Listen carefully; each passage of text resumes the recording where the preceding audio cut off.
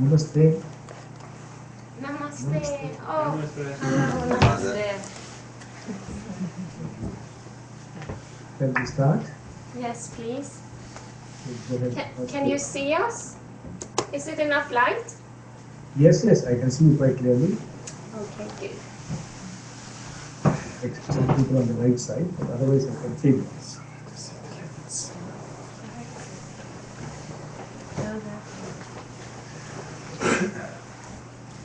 Do you want us to read the questions, or You can ask the question. you want us to ask the questions? Yes. Okay. The first question is, Bhagavan, what is suffering and what is resistance? Resistance is suffering. And resistance is not accepting the what is. So there's something going on all the time, which we call the what is. And not accepting that is resisting that. And that resistance is suffering. So that's the answer for the first question. You have to contemplate and you have to work on that. It doesn't help you, but actually work on it. The next question. Yes, thank you.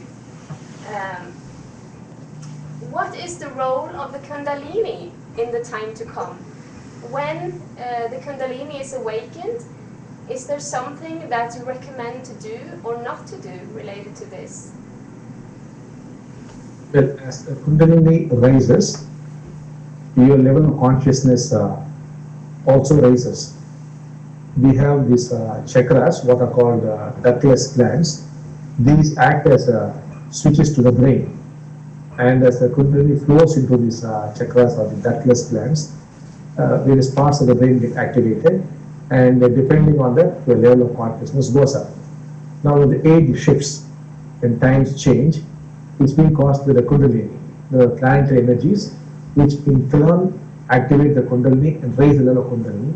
And because of that, your perception changes and the world also changes. And there's really nothing much you could do about it, except wait for things to happen.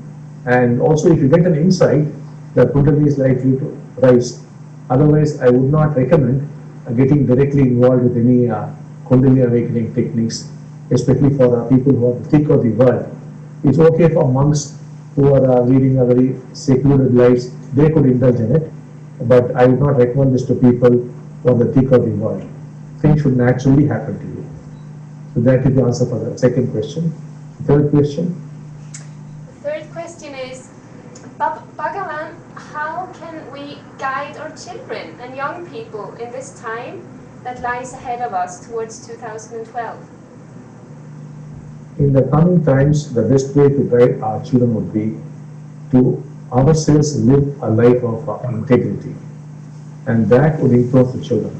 But if you are not going to live with integrity, but just keep advising them or controlling them or giving them what I might call some kind of false love, it's not going to really help at all. You have to work on yourselves, and you must be like the lighthouse. The child must derive that inspiration from you. You must see a living model. For example, you must be able to share your fears, your pains, your worries with the child, as though the child were an adult, in a way you can understand. If the child feels he has been taken into confidence, you are not sitting in a high chair, on a high moral chair, just advising your child. On the other hand, you are sharing your own fears, your own pains, your own problems with the child. The child will grow immensely fast. You have to try it and see, it works like magic. So that is the answer for the third question. Since we seem to have finished the questions very fast, I think we can go for a longer meditation, maybe 5 or 6 minutes. Are we ready for that? Yes. We want to put fire on Norway, so we are so few blessing givers still in Norway. When we want to put fire on Norway now, so that would be good. Oh yes. So we'll start now. So start with a lot of body awareness and your breath especially. That's very, very important. Okay.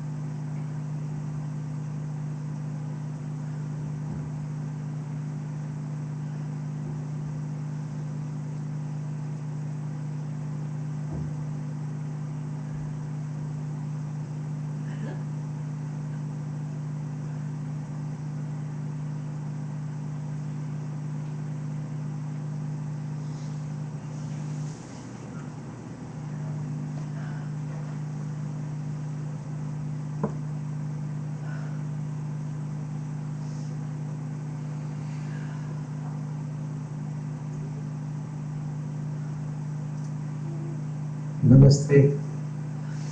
Namaste, Bhagavan. Namaste. See you soon. See you.